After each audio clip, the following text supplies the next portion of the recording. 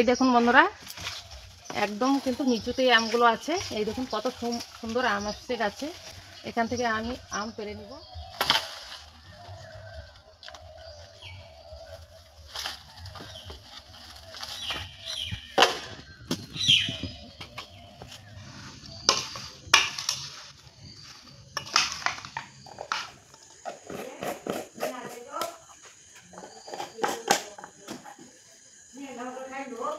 এই দেখুন আচার বানানোটা হয়ে গেছে। আর দেখুন কত সুন্দর লাগছে দেখতে, কিন্তু খুব লোভনীয় লাগছে আর খেতে তো অসাধারণ লাগবে। আপনারা বাড়িতে একবার হলো এইভাবে আম দিয়ে কিন্তু আচার বানিয়ে সারা বছর খেতে পারবে।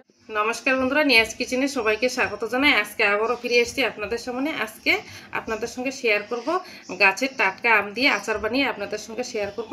আর এই গরমের দিন পড়ে গেছে আর গাছে কিন্তু আম ধরেছে। সেই আম কিন্তু সবাই কিন্তু অপেক্ষা করে কতদিনে আম আসবে আর সেই আম দিয়ে আচার করে খাবে।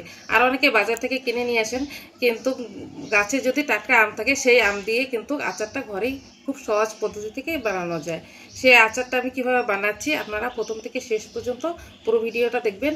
আর আমগুলো আজকে আমার গাছ থেকে আমি পেড়ে নিয়ে এসেছি, আমাদের বাড়ির গাছের আম। সেই টাটকা আম দিয়ে এই আচারটা বানাবো। তাহলে আপনারা প্রথম থেকে শেষ পর্যন্ত পুরো ভিডিওটা দেখবেন। এখন আমি গাছ থেকে আম পাড়তে যাব। আমাদের বাড়ির গাছের এই আম। একটা হাতে যে বাঁশ নিয়েছি, ছোটো বাঁশ, এই বাঁশটা দিয়ে আম পাড়বো।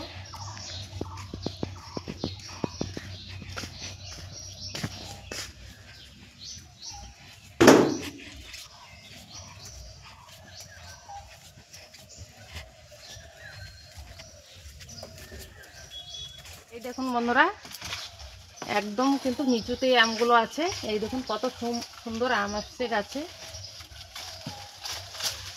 এখান থেকে আমি আম পেড়ে নিব।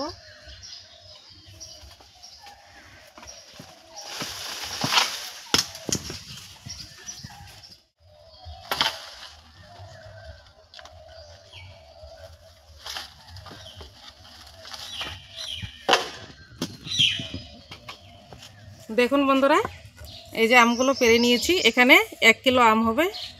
এই আমগুলো হলেই আমার আচার বানানো হয়ে যাবে। এখন আমি বাড়িতে চলে যাব। পেড়ে বাড়িতে নিয়ে আসলাম আর আমগুলো কিন্তু খুব ভালো করে ধুয়ে নিয়েছি। এখন এই আমগুলো একটা সুতির কাপড় নিয়েছি। এই সুতির কাপড়টা দিয়ে আমগুলো খুব ভালো করে মুছে নিতে হবে, যেন একটুকু জল না থাকে আমের গায়ে। খুব ভালো করে মুছে নিয়েছি আর এইভাবেই সমস্ত আমগুলো মুছে নিব। আমগুলো খুব ভালো করে মুছে নিয়েছি আর আমের গায়ে কিন্তু একটুকু জল নেই। খুব সুন্দর করে মুছে নিয়েছি। এখন এই আমগুলো আমি কেটে নিব। প্রথমে যে এই সামনের অংশটা আছে এইটুকু আমি কেটে বাদ দিয়ে দিব। এইটুকু বাদ দিয়ে দিলাম।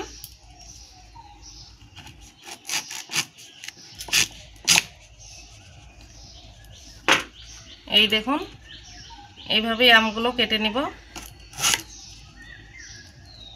আর ভিতরে যে আটিটা আছে আমের, এটাও কিন্তু ফেলে দিব।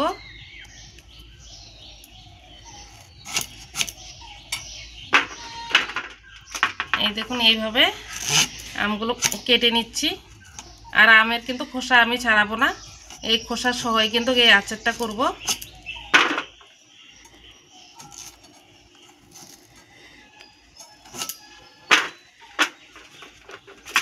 সমস্ত আমগুলো এইভাবে কেটে নেব।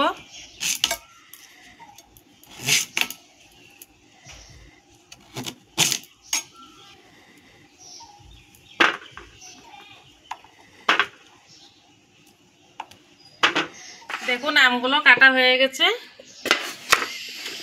আর আচারের জন্য কিন্তু এইভাবেই আম কাটতে হয়, মানে এরকম খোসা সহ আমটা কাটলে কিন্তু সেই আচারটা খেতে খুব ভালো লাগবে।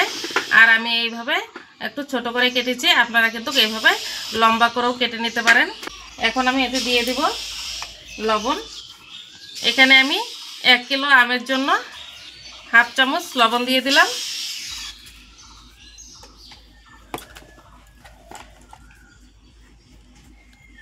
দিয়ে দেব 2 চামচ হলুদ গুঁড়ো। দিয়ে দেব লঙ্কার গুঁড়ো। এই 2 চামচ লঙ্কার গুঁড়ো দিয়ে দিলাম। দিয়ে এখন ভালো করে মেখে নিতে হবে। লবণ আর হলুদ দিয়ে খুব ভালো করে মেখে নিয়েছি। এখন এই আমগুলো আমি 2-3 ঘন্টা রোদে শুকিয়ে নেব। আর আমগুলো যে আছে এই আমগুলো আমি এইভাবে দিয়ে দিব। এইভাবে দিলে পরে আমগুলো খুব ভালো রোদ্র লাগবে। মানে এই পাশটা থেকে এই পাশটাই কিন্তু একটু আমের নরম থাকে ভিতর পাশটা, আর তার জন্য কিন্তু এইভাবে একটু রোদে দিয়ে এইভাবে গুছিয়ে নিলাম। এখন আমি এগুলো 2-3 ঘন্টা রোদে শুকিয়ে তারপরে বন্ধুরা আমি 4-5 ঘন্টা পর ফিরে আসলাম। আর রোদটা খুব চড়া উঠেছিল, আর আমগুলো দেখেন খুব সুন্দর শুকিয়ে গিয়েছে। এই দেখুন কত সুন্দর আমগুলো শুকিয়ে গেছে, একদম কিন্তু জল জল ভাব নেই। এই দেখুন এখন আমি এই আচারটা বানিয়ে আপনাদের সঙ্গে শেয়ার করব। আচারটা বানানোর জন্য কিছু মশলা লাগবে, সেই মশলাগুলো এক এক করে আমি আপনাদেরকে দেখাবো। প্রথমে আমি নিয়ে নিলাম শুকনো লঙ্কা। এই শুকনো লঙ্কাগুলো লাল করে ভেজে নিব। লঙ্কাগুলো লাল করে ভেজে নিয়েছি। দিয়ে দিব জিরে, জিরেটাও একটু ভেজে নিব।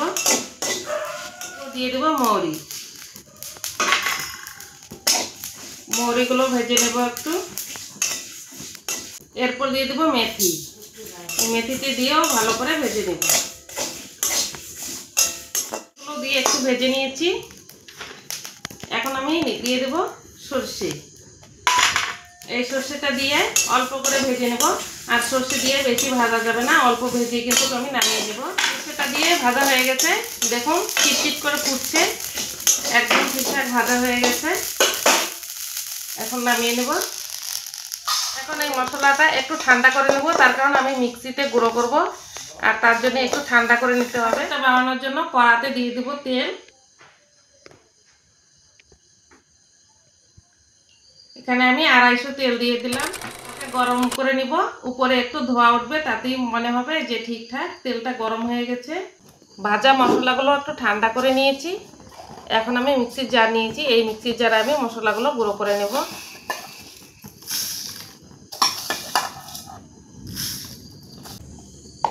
মশলাগুলো গুঁড়ো করে নিয়ে এসেছি।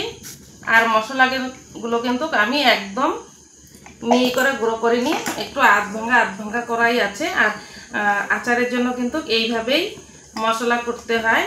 এই দেখুন, আর আপনারা শিলনোড়াতে করলেও এই শিলনোড়াতে কিন্তু এরকম আধ বাটা করে নিতে হবে। হালকা গরম হয়ে গেছে, এখন আমি গ্যাসটা অফ করে দিয়ে তেলটা নামিয়ে নেব।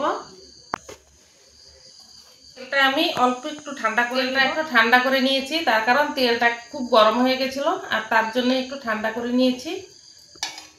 এখন এখান থেকে আমি কিছুটা তেল এই গামলাতে নিয়ে নেব।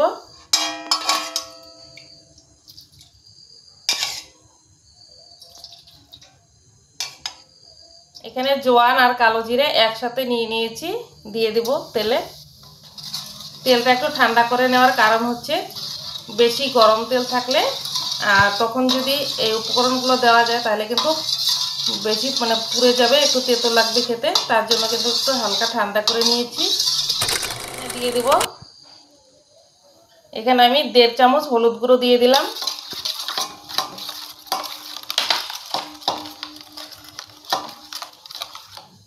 দু চামচ দিয়ে দেব লঙ্কার গুঁড়ো।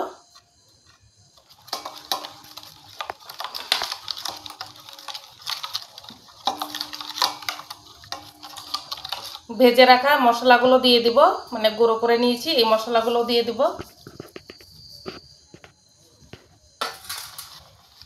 দিয়ে এই তেলের সঙ্গে মশলাটা খুব ভালো করে মিশিয়ে নেব।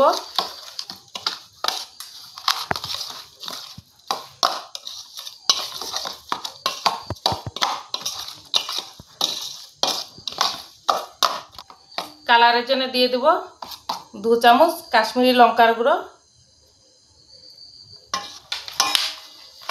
দিয়ে খুব ভালো করে মিশিয়ে নেব।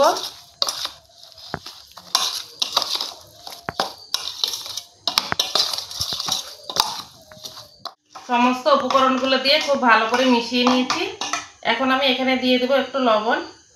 এখানে অল্প করে লবণ দিয়ে দিলাম, তার কারণ যখন আমি আমগুলো কেটে রোদ্রে দিয়েছি আর তখন কিন্তু একটু লবণ দিয়েছিলাম, আর এখানে অল্প একটু লবণ দিয়ে দিলাম। লবণটা দিয়ে ভালো করে মিশিয়ে নিব। বন্ধুরা আমি এখানে বিট লবণ দিয়েছি, আপনারা এখানে সাদা লবণ দিতে পারেন। আমি বিট লবণটা আমার ঘরে ছিল, তার জন্য আমি এই বিট লবণটা দিয়ে দিলাম। বিট লবণ দিয়ে ভালো করে মিশিয়ে নিয়েছি। এখন যে আমি আমগুলো রেখেছি আমগুলো দিয়ে দিব।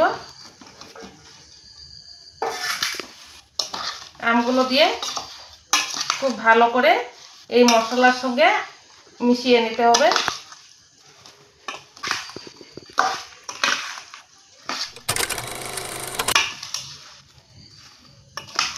দেখুন মশলার সঙ্গে আমগুলো খুব ভালো করে মিশিয়ে নিয়েছি। এই দেখুন প্রত্যেকটা আমের গায়ে কিন্তু মশলা খুব সুন্দর করে লেগে গেছে। এই দেখুন, আর একদম আমার বাড়ির টাটকা আম দিয়েই গাছ থেকে পেড়ে নিয়ে আসছি। টাটকা আম দিয়ে কিন্তু এই আচারটা বানিয়ে নিলাম। আর আম কিন্তু সারা বছর পাওয়া যায় না, মানে কাঁচা আমটা পাওয়া যায় না।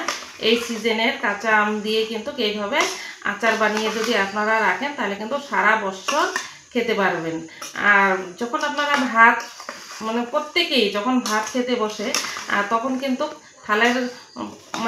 থালায় যদি একটু আচার থাকে এরকম, তাহলে কিন্তু খাওয়াটা খুব ভালো লাগে। আর গরমের দিনে কিন্তু একটু আচার এরকম টক থাকলে কিন্তু খাওয়াটা বেশ জমে যায়। দেখুন এই মশলার সঙ্গে আমগুলো খুব সুন্দর করে মিশিয়ে নিয়েছি। এখন এখান থেকে আমি অল্প করে আচার নিয়ে এই কাচের বয়ামে আমি ঢুকিয়ে নেব। আর আচার বানিয়ে কিন্তু এইভাবে আপনারা কাচের বয়ামে রাখতে হবে। প্লাস্টিকে কখনো আচার রাখতে যাবেন না, এরকম কাচের বয়ামে কিন্তু রাখতে হয়।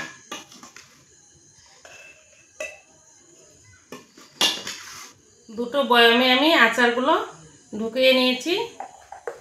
এখন যে এখানে যে হাফ তেল রেখে দিয়েছিলাম, এই তেলটা আমি আচারে দিয়ে দিব।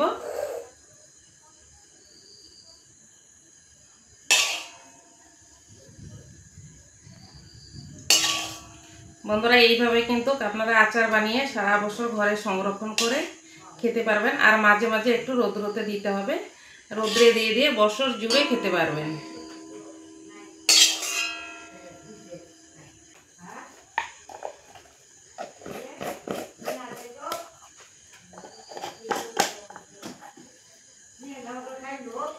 এই দেখুন আচার বানানোটা হয়ে গেছে। আর দেখুন কত সুন্দর লাগছে দেখতে, কিন্তু খুব লোভনীয় লাগছে।